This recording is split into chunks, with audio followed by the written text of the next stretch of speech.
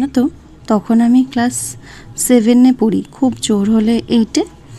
মার একবার না খুব শরীর খারাপ করেছিল, খুব জ্বর। মার এতটাই শরীর খারাপ ছিল যে মা একদম উঠে দাঁড়াতেই পারছিল না। তো ফলত মা তো রান্নাবান্না করতে পারছিল না, আর বোনও ছোট ছিল। আর আমার বাবা জানো তো 1 কাপ চাও করে খেতে পারতো না। ফলত আমাকেই তখন সকালবেলা উঠে সমস্ত ঘর ঝাড় দিয়ে বাসন মেজে রান্নাটা করে স্কুলে যেতে হচ্ছিল। রান্না বলতে সেরকম কিছুই না, বড় জোর হয়তো আলু সিদ্ধ ভাত করতাম, কোনো দিন ডাল আলু সিদ্ধ ভাত করতাম, এই করতাম। স্কুলে যেতাম, আবার স্কুল থেকে এসে বাসন মাজতাম খাওয়া দাওয়া করে বোনকে খেতে দিয়ে।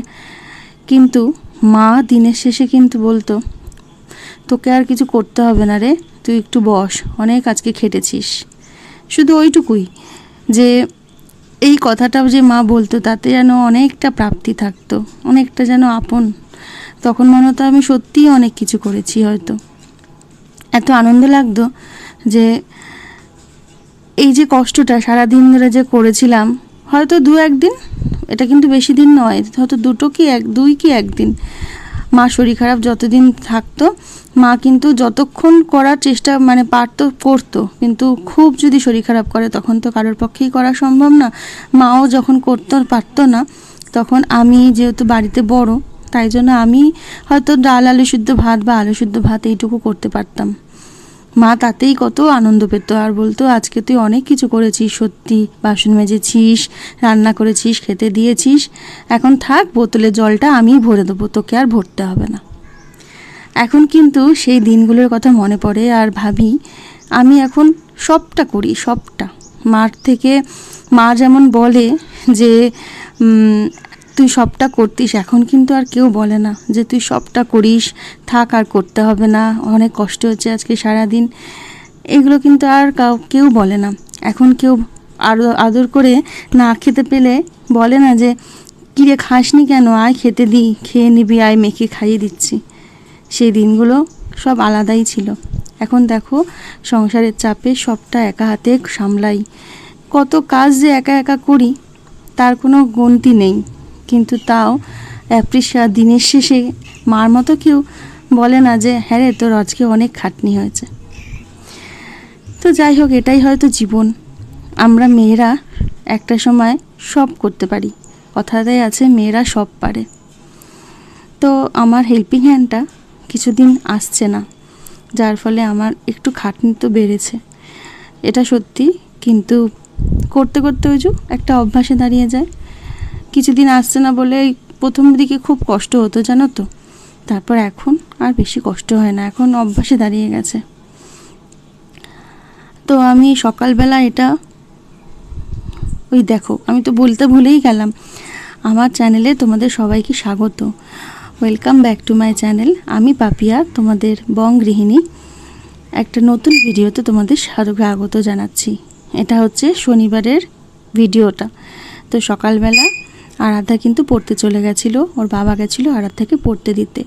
আমি সেই ফাঁকে ভাবলাম ঘরটা ভালো করে মুছে নিই, ঝাড় দিয়ে বিছানাটা তুলে নিলাম, কারণ সেদিনকে 8টার সময় ওরা বেরিয়ে গেছিলো। শনিবার মানেই ছুটির দিন, ওর দাদুর বাবার ওরও ছুটি। এখন তো আরাধ্যার স্কুলও ছুটি দিচ্ছে, কিন্তু টিউশন ক্লাস থাকে, তাই জন্য সকালে উঠতে হয়েছে।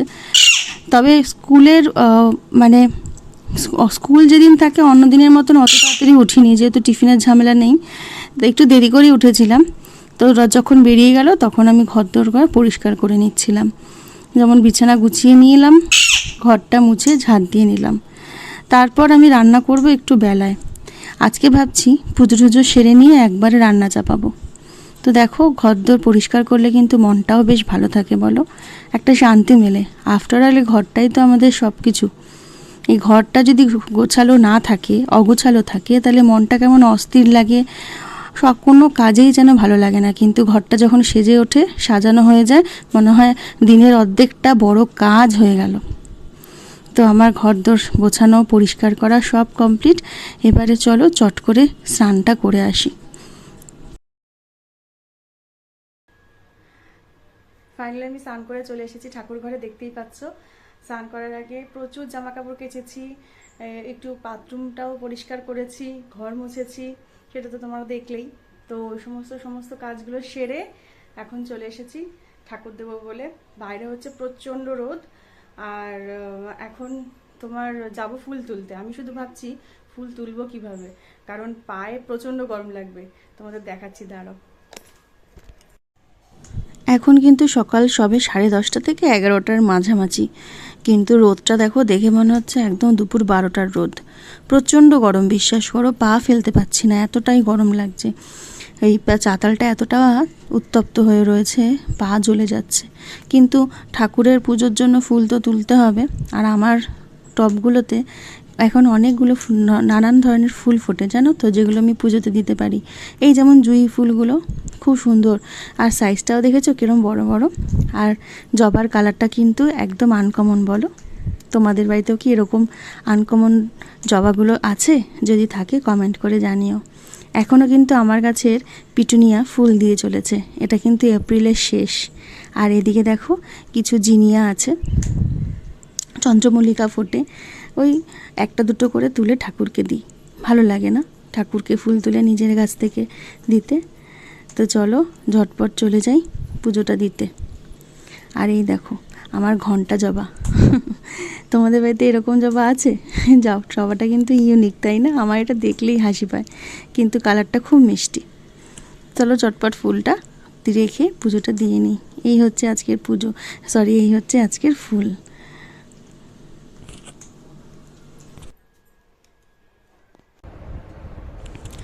আজ তো শনিবার, আজকে বজরংবলির বার। তো তোমাদের সাথে না আমি একটা অভিজ্ঞতা শেয়ার করছি। জানি না তোমরা কতজন সহমত হবে, তবে আমি অনেক ক্ষেত্রে এটা সত্যি একটা ফল পেয়েছি। বজরংবলীকে মন থেকে যদি ডাকা যায়, তাহলে উনি ঠিক সাড়া দেয়। এটা কিন্তু সত্যি। তোমাদেরকে অনেকবারই আমি বলতে চেষ্টা করেছি, কিন্তু বলে উঠতে পারিনি। জানি না তোমরা কিভাবে কি নেবে, কিন্তু যেটা আমার বিশ্বাস সেটাই আমি তোমাদের সাথে শেয়ার করছি। একটা ছোট্ট ঘটনা বলি, শোনো। আমার বোনের মেয়ে এই বছরই 2025-এর লাস্টের দিকে খুব শরীর খারাপ হয়েছিল। ডাক্তার ওর অ্যাডিনোভাইরাস ডিটেক্ট করেছিল। তো ডাক্তার ওর বলেছিল যে ওর লিভার ফাংশন আস্তে আস্তে বন্ধ হয়ে যাচ্ছে, ওর আস্তে আস্তে অর্গানগুলো ফেলিয়ারও হয়ে যাচ্ছে। আমার বোনের মেয়ের বয়স কিন্তু বলে রাখি খুব বেশি না, তখন সবে 1 বছর কয়েক মাস হয়েছিল। তো আমাকে বোন সেদিন সকালবেলা, মঙ্গলবার দিনকে ওরা হসপিটালে গিয়ে ডাক্তারের মুখে এই সমস্ত কথা শুনে আমাকে বলল, ফোনে তো প্রচণ্ডভাবে কান্নাকাটি করছে। আর আমাদের সত্যিকারের বলতে সবারই মন খুব খারাপ ছিল। বিশ্বাস করো, সেদিনকে আমি সন্ধেবেলা বজরংবলী মন্দিরে গিয়ে ওনার কাছে আকুল হয়ে প্রার্থনা করেছিলাম, আর চোখের জল ধরে রাখতে পারছিলাম না। শুধু বলছিলাম, বাবা তুমি আমার বাচ্চাটাকে ঠিক করে দাও, ওর যেন সুস্থ হয়ে বাড়ি ফিরে আসে। আর আমি 11 বার ওখানে বসে বজরংবলী কাছে হনুমান চল্লিশা পাঠ করেছিলাম। বিশ্বাস করো, ঠিক তার পরের দিনের ঘটনা, সকালবেলা আবার বোন ডাক্তারের সাথে ভিজিট করতে গেছিলো। ভিজিট করে আমাকে ফোন করে বলল, দিদি ডাক্তার বলছে এখন পুচকু অনেকটাই ভালো আছে, অনেকটা বিপদমুক্ত হয়েছে। এখন ও পটি আর টয়লেট ঠিকঠাক করছে, ওর পেটটাও একটু কমেছে ফোলাটা।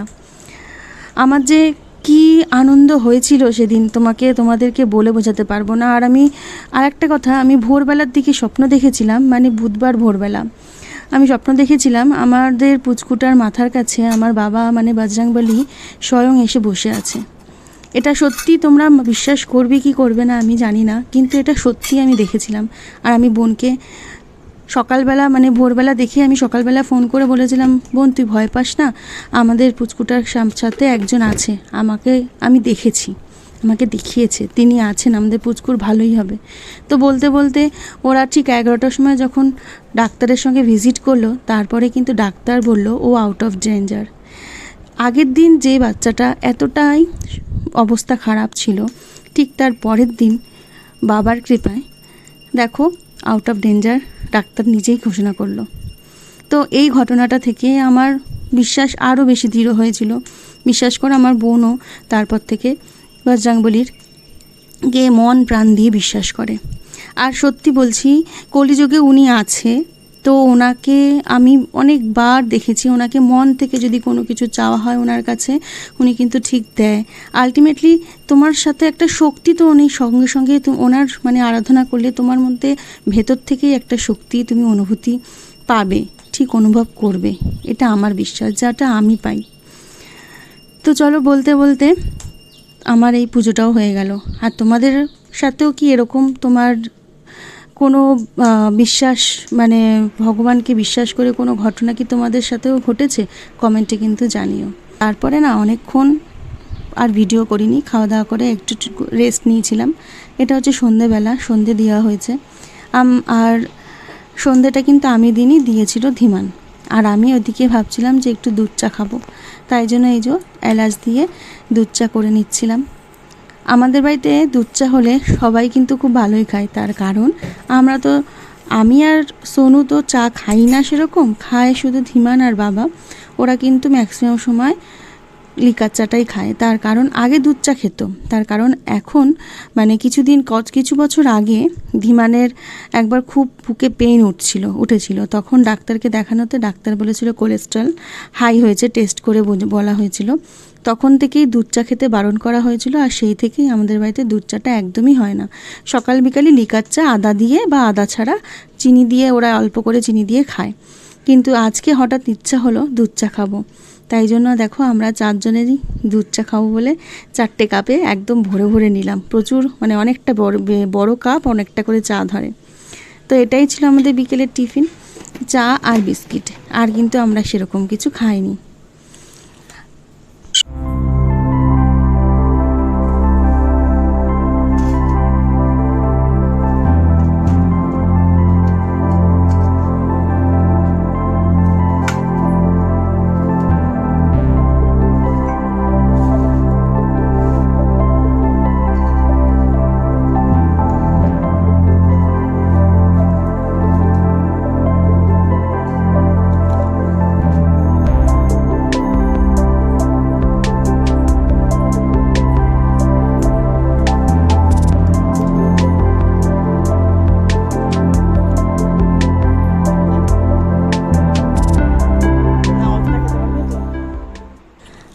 দাঁতে না প্রচণ্ড পেইন হচ্ছে আমার কিছুদিন ধরে।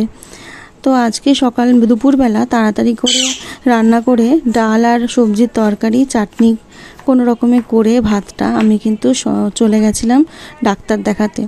আরাধ্যাকে আর ওর দাদুকে খাবারটা খেতে দিয়ে গেছিলাম, আমি গেছিলাম 2টোর পরে। তো ডাক্তার দেখিয়ে এসছি, এখন ব্যথাটা একটু কম আছে। কিন্তু আরাধ্যা বায়না করছে, মা আমি ডাল দিয়ে আলু ভাজা দিয়ে খাবো।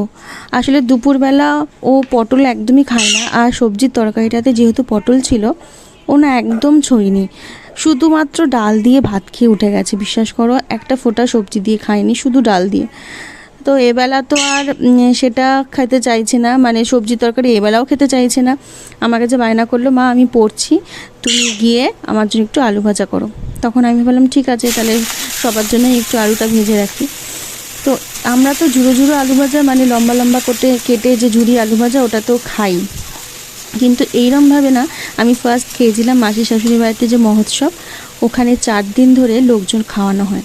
তো ওখানকার যে রাঁধুনি আমি দেখি প্রত্যেক বছরই আলু ভাজাটা ঠিক এই স্টাইলে কেটেই করে, আর খেতে কিন্তু ভালোই লাগে। তাই ভাবলাম আজকে আমি বাড়িতে একটু ট্রাই করি। লম্বা আলু ভাজাটা তো প্রায় খাই, আজকে এরকমভাবে ডুমো করে কেটেই একটু আলু ভাজি। আর তার সাথে কয়েকটা লঙ্কা মানে ফাটিয়ে দিয়ে দিয়েছিলাম, একটু ঝালও হবে টেস্টটা। তো ভীষণ ভালোই লেগেছিলো আলু ভাজাটা, নিরামিষ, খারাপ লাগেনি, সত্যি ভালো লেগেছিলো। আর এদিকে ভাতটাও বসিয়ে দিয়েছি। তো আজকের আর বেশি আমি ভিডিওটা কন্টিনিউ করছি না, এখানেই ভিডিওটা এন্ড করছি।